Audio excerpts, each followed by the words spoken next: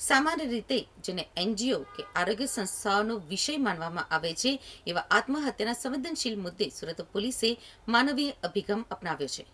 ગુજરાતના ઇતિહાસમાં પહેલીવાર સુરત શહેર પોલીસ દ્વારા બે ડીસીપીના માર્ગદર્શન હેઠળ છેલ્લા 3 વર્ષમાં નોંધાયેલા 1866 આપઘાતના કેસનો અભ્યાસ અને વિશ્લેષણ કર્યું છે. આ સર્વેમાં સૌથી વધુ આપઘાત ઘર કંકાસના કારણે થયા હોવાનું સામે આવ્યું છે. પોલીસે વધતા આપઘાતના બનાવોને રોકવા માટે પોલીસ દ્વારા 3 હેલ્પલાઇન નંબર શરૂ કર્યા છે, જે 22મી એપ્રિલથી 24 કલાક કાર્યરત રહેશે. આ સર્વે માટે સુરત પોલીસ કમિશનર અનુપમસિંહ ગેહલોતે ખાસ દિશા આપીને ટીમને એફઆઈઆર, સુસાઇડ નોટ, પરિવારના નિવેદનો, ફોન લોગ અને આરોગ્ય સંબંધિત પાસાના આધારે દરેક આપઘાતના કેસને એક માનવીય અભિગમથી નિહાળવાનો નિર્દેશ આપ્યો હતો. આ અભ્યાસમાં જે તથ્યો સામે આવ્યા છે એ સમગ્ર સમાજ માટે ચિંતાજનક સંકેત છે. સુરત શહેરમાં 3 વર્ષમાં નોંધાયેલા 1866 કેસમાંથી 490 એટલે કે 26% આપઘાતના બનાવો ઘરના ઝઘડા અને ઘરેલું તણાવના કારણે જ થયા છે. બીજું સૌથી મોટું કારણ બીમારી છે. 452 કેસ એટલે કે 24% લોકો લાંબી બીમારીથી થાકીને જીવન ટૂંકાવી ચૂક્યા છે. આર્થિક સંકળામણ અને કર્જની સમસ્યાના કારણે પણ 355 કેસ નોંધાયા છે, જેમાં મોટાભાગે વ્યાજખોરી અને નાણાકીય દબાણ મુખ્ય કારણ રહ્યા છે. પોલીસના સર્વેમાં પ્રેમ સંબંધોના તણાવના કારણે 104 આપઘાતના કેસ એટલે કે 5.6% નોંધાયા છે, જ્યારે 228 કેસ ડિપ્રેશનના કારણે થયા હોવાનું જાણવા મળ્યું છે. આશ્ચર્યજનક રીતે 200 કેસો ભણતર અથવા તો કારકિર્દી નિષ્ફળતા, પરીક્ષા કે નોકરીમાં હારના કારણે થયા છે. વધુમાં સાયબર ફ્રોડ કે બ્લેકમેલિંગના કારણે 37 લોકો એટલે કે 2%એ પોતાનું જીવન ગુમાવ્યું છે. આ સર્વેમાં સૌથી વધુ આપઘાતના કેસો ઝોન 1 વિસ્તારમાં નોંધાયા છે, જેમાં 496 બનાવો બન્યા છે. ખાસ કરીને કાપોદ્રામાં 171, સરથાણામાં 152 અને વરાછામાં 103 આપઘાતના કેસ નોંધાયા છે. ઉલ્લેખનીય છે કે આ વિસ્તારોમાં મોટા પ્રમાણમાં રત્ન કલાકારો વસે છે, જેના કારણે રોજગારનું દબાણ, ખર્ચ અને કુટુંબના ઝઘડા વધુ હોય છે. ત્રણેય પોલીસ સ્ટેશન વિસ્તારમાં ડાયમંડ ઉદ્યોગના કારખાના આવેલા છે.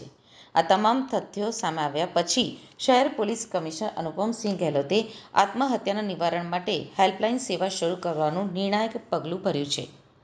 જો કોઈને હતાશા કે નિરાશા લાગે અથવા આત્મહત્યાનો વિચાર આવે તો પોલીસ દ્વારા શરૂ કરાયેલા હેલ્પલાઇન નંબર ઉપર તાત્કાલિક સંપર્ક કરી શકે છે. પોલીસ કમિશનર અનુપમસિંહ ગેહલોતે જણાવ્યું હતું કે ઘણી વખત વ્યક્તિ પોતાના અંતિમ પગલાં પહેલાં પરિવારજનોને કોલ કરે છે. વિચારોથી ઝઝૂમતો હોય છે. એ સમયે જો કોઈ એક વાત, એક સહારો મળે તો કદાચ જીવ બચી શકે. તેથી અમે અપીલ કરીએ છીએ કે જો તમને કે તમારા આસપાસના કોઈને પણ એવું લાગે કે તેઓ તૂટી પડ્યા છે તો પોલીસને માત્ર એક તક આપો. એક વ્યક્તિના આપઘાતથી આખો પરિવાર તૂટી જાય છે. તેથી પોતાને જ નહીં, પોતાના પરિવારજનો માટે જીવવું પણ એટલું જ મહત્વપૂર્ણ છે.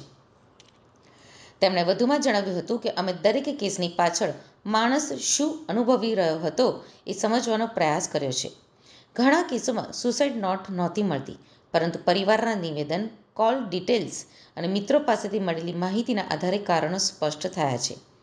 ઘણીવાર જો આપઘાત કરવાનો વિચાર આવે તો મિત્રો, સંબંધી કે અન્ય કોઈ સાથે વાત કરી લેવી જોઈએ.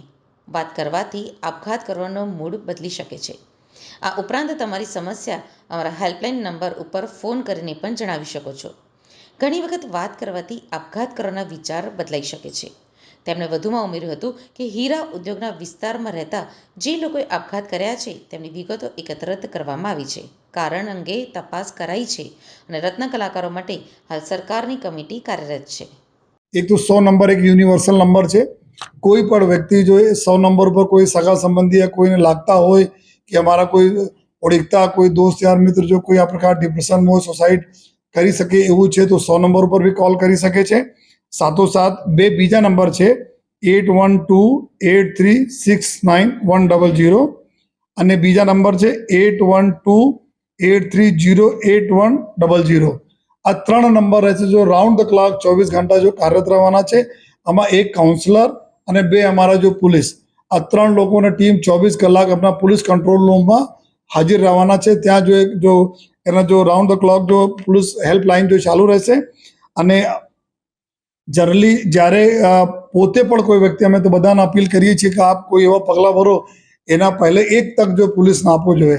અગર આપ જો પોલીસના એકવાર કોઈ ફોન કરો છો તમે 100% જો કોઈ ને કોઈ પૂરા કોઈ રસ્તા કાઢવાના પ્રયત્નો કરીશ, જોઈએ પૂરી મહેનત કરીશ, લાગતા વળગતા ડિપાર્ટમેન્ટ સાથે સંકલન કરીને કાઉન્સિલર સાથે, યા જો પારિવારિક એવા કોઈ ઝઘડા છે તો આપ પોલીસને એક તક આપવો જોઈએ કોઈ એવા પગલાં લેતા. એ મારી બધાને રિક્વેસ્ટ છે.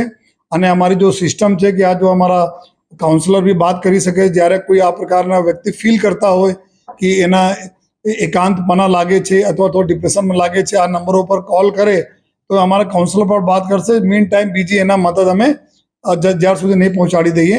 અને સાથોસાથ જો અત્યારે અમારા જો તમામ PCR ગાડીઓ, તમામ થાણા અમલદારો, તમામ અમારી પોલીસની ગાડીઓ આ ટીમ સાથે સંકળાયેલી રહેશે. જેવા આપને પાસે મેસેજ આવે તાત્કાલિક આ મેસેજ ત્યાં પાસ ઓન થવાના છે.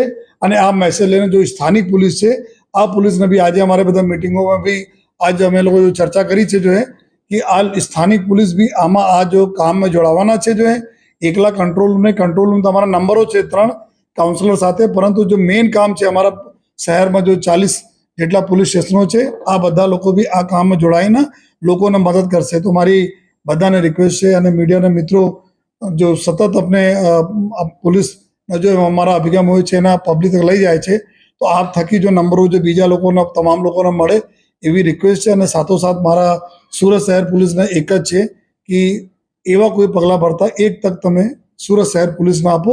અમે પૂરી નિષ્ઠા સાથે જો કોશિશ કરીશ કે આપના આ પ્રશ્નો જો સોલ્વ કરી શકીએ અથવા જો આપને એવા રાહત આપી શકીએ જેથી આપ આ પ્રકારના પગલાં નહીં લો. કારણ કે આપના એવા પગલાંથી આપના ઘર પરિવારને બહુ તકલીફ પડતી હોય છે, ઘર પરિવાર રખડી જતા હોય છે. તો મારી બધાને વિનંતી પડશે આ જો 3 અમે હેલ્પલાઇન જારી કરી છે એના આપ જો એના ઉપર દોસ્ત યાર મિત્રો તરીકે જો અને પોતે જો વિક્ટિમ તરીકે એના આપ જો ઉપયોગ કરવા વિનંતી છે.